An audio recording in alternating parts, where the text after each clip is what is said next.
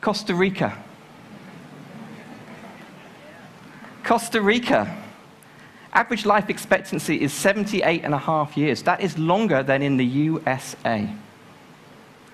They are, according to the latest Gallup World Poll, the happiest nation on the planet.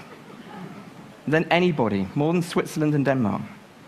They are the happiest place. They are doing that on a quarter of the resources that are used typically in the Western world. A quarter of the resources. What's going on there? What's happening in Costa Rica? We can look at some of the data. 99% of their electricity comes from renewable resources. Their government is one of the first to commit to be carbon neutral by 2021. They abolished the army in 1949. 1949.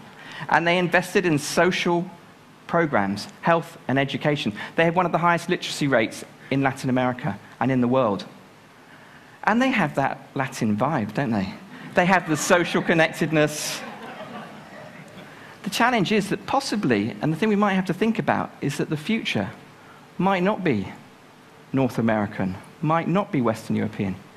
It might be Latin American.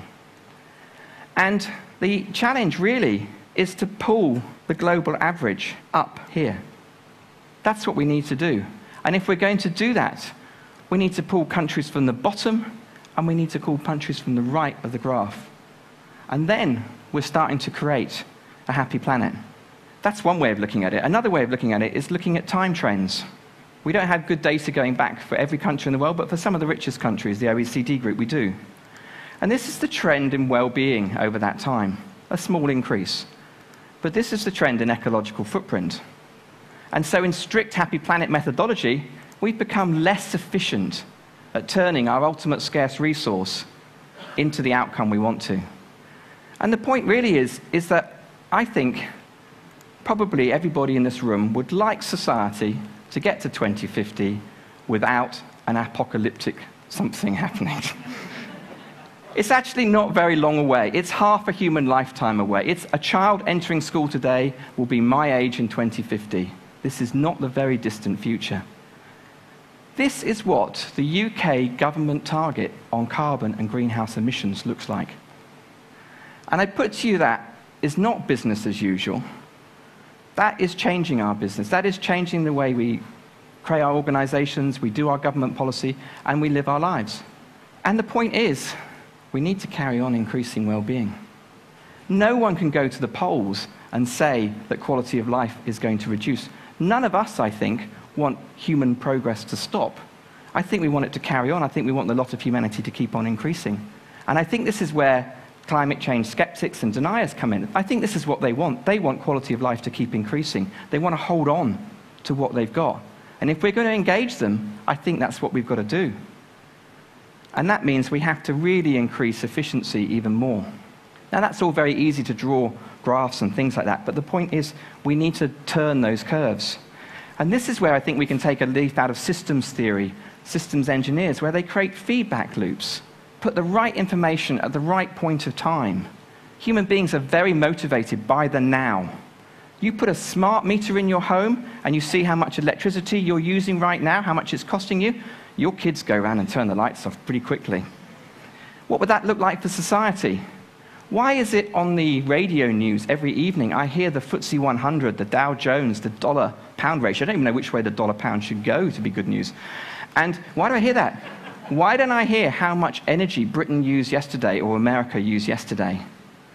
Did we meet our 3% annual target on reducing carbon emissions? That's how you create a collective goal. You put it out there into the media and start thinking about it.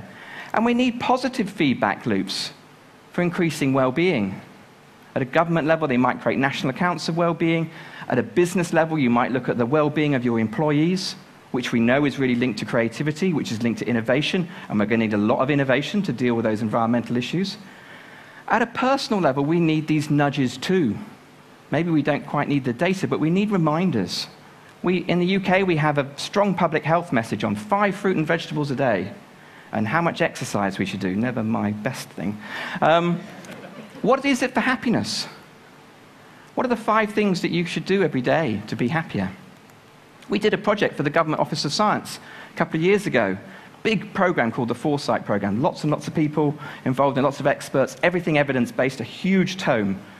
But a piece of work we did was on what 5 positive actions can you do to improve well-being in your life. And the point of these is they are not quite the secrets of happiness, but they are things that I think happiness will flow out the side from. And the first of these is to connect. Is that your social relationships are the most important cornerstones of your life. Do you invest the time with your loved ones that you could do, and energy? Keep building them. The second one is be active. Fastest way out of a bad mood. Step outside, go for a walk, turn the radio on and dance. Being active is great for our positive mood. The third one is take notice. How aware are you of things going on around the world, the seasons changing, people around you? Do you notice what's bubbling up for you and trying to emerge? Based on a lot of evidence from mindfulness, cognitive behavioral therapy, very strong for our well-being. The fourth is keep learning. And keep is important, learning throughout the whole life course. Older people who keep learning and are curious, they have much better health outcomes than those who start to close down. But it doesn't have to be formal learning. It's not knowledge-based. It's more curiosity. It can be learning to cook a new dish, picking up an instrument you forgot as a child.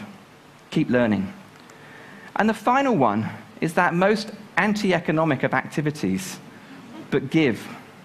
Our generosity, our altruism, our compassion are all hardwired to the reward mechanism in our brain. We feel good if we give.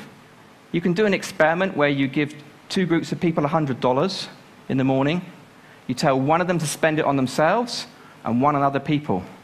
You measure their happiness at the end of the day, that those that have gone and spent it on other people are much happier than those that spent it on themselves. And these 5 ways, which we put onto these handy postcards, I would say don't have to cost the earth. They don't have any carbon content. They don't need a lot of material goods to be satisfied. And so I think it's really quite feasible that happiness does not cost the earth. Now, Martin Luther King, on the eve of his death, gave an incredible speech. He said, "I know there are challenges ahead, there may be trouble ahead, but I fear no one. I don't care. I have been to the mountaintop and I have seen the promised land." And he was a preacher. But I believe the environmental movement, and in fact business community, government, needs to go to the top of the mountaintop. And it needs to look out, and it needs to see the promised land, or the land of promise. And it needs to have a vision of a world that we all want. And not only that, we need to create a great transition to get there.